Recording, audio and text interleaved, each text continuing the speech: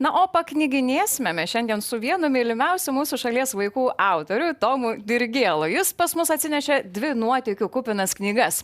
A komanda ir Kapibaros pabėgimas, bei A komanda ir Žemaitukų žemaitukas. Jose netrūksta nei paslapčių, nei humoro, nei netikėtų nuotykių.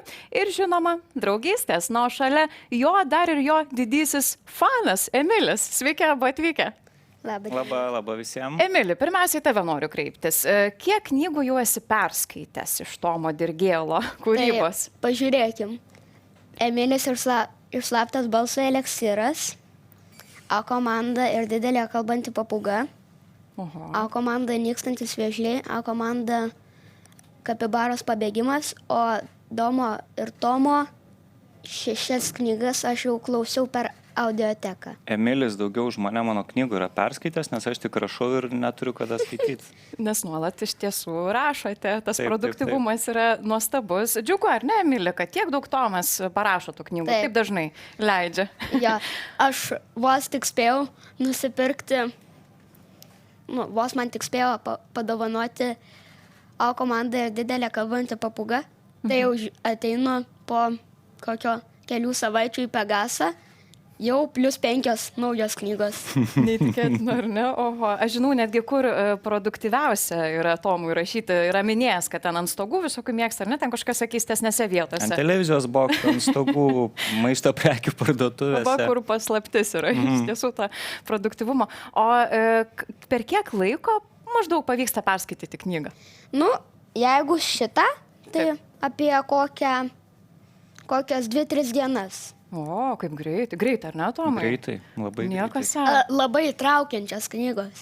Aha. O kas labiausiai įtraukia tenais? Tie nuotykiai visi? Nu, kaip čia pasakyti, mane labiausiai tai įtraukia, kai kažkas atsitinka ir kažko ieško, kažką sprendžia ir tada aš negaliu sustoti skaityti iki tol, kol neišsiaiškinu, ko ten ieško ir kas yra kaltas. Reikia viską įsiaiškinti, kuo greičiau, net sunku turbūt užmigti būna, aš įsivaizduoju. Jo. Tai ir šią knygelę A komanda ir Kapibaros pabėgimas teko pačiam skaityti. Kokie įspūdžiai?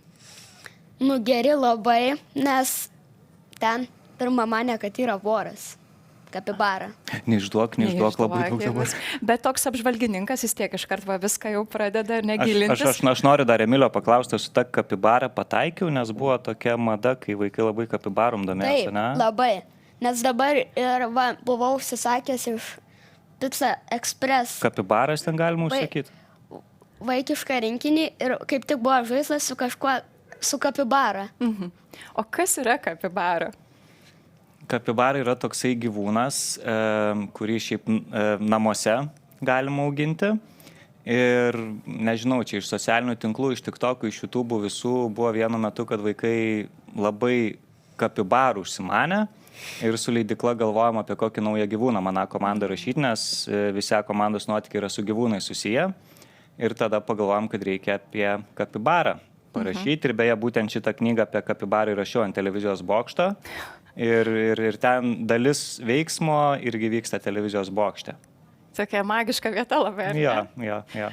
Bet o kas dar padeda kažkaip įkvėpimui? Nes yra kažkoks toks netikėtas veikėjas, ar ne? Kaip tada viskas gimsta? Kas dar padeda, nežinau, ar kokį gėrimą gurkšnojate tuo metu, kažkokį skanų, nealkoholinį, neaišku, ar ten dar kažkokių kitų yra aplinkos veiksnių? Jokių.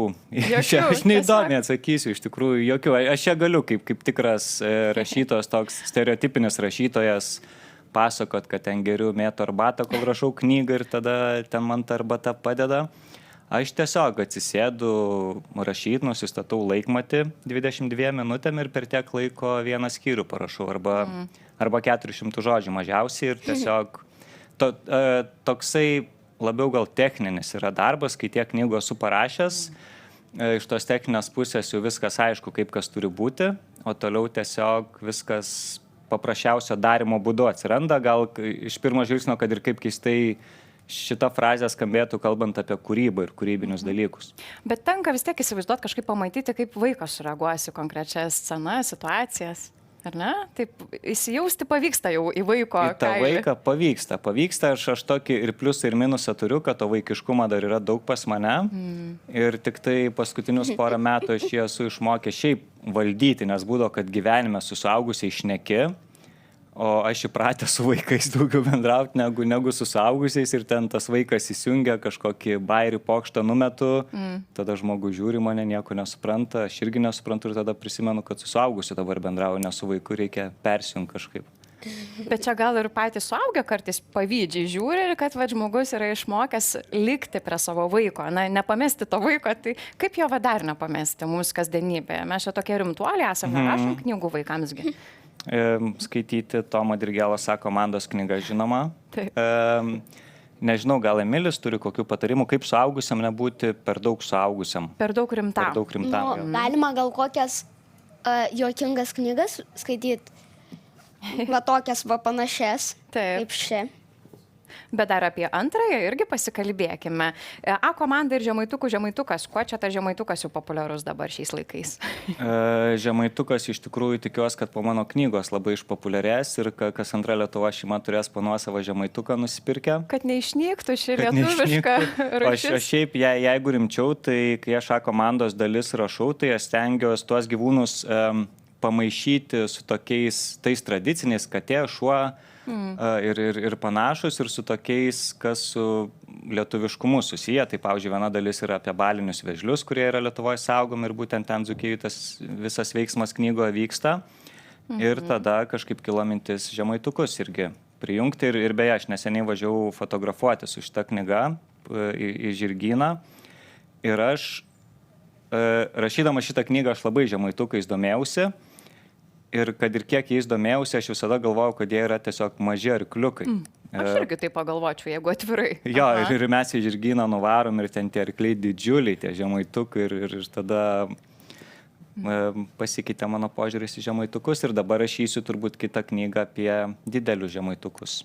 Geras, laukia Emilė jau šiek tiek. Aš visų knygų laukiu. O ką galėtum, norisi tas paklausti vis tiek, ką savo bendramžiams galėtum patarti, jeigu tik atranda tą skaitimą, visą tą džiaugsmą, kokią knygą? Kol tu kalbėk, aš čia prieš kamerą reklaminis toksai interpelis. Gerai. Nuo kokios knygos geriausia būtų pradėti? Geriausia būtų pradėti nuo kažkokios lengvos knygos, o paskui eiti vis didesnės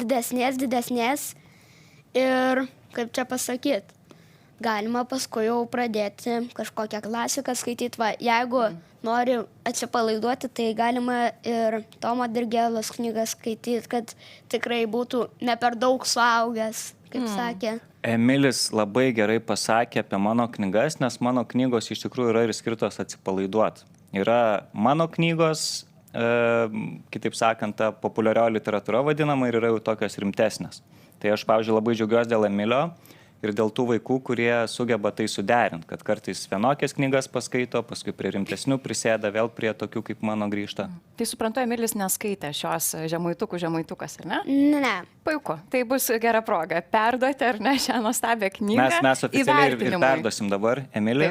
Dovanoju tau šią knygą apie žemaituką. Ačiū. Va, kaip gražu. Dar autografą turbūt reikės palaidos. Tai ačiū abiems už tai, kad buvot kartu su mumis.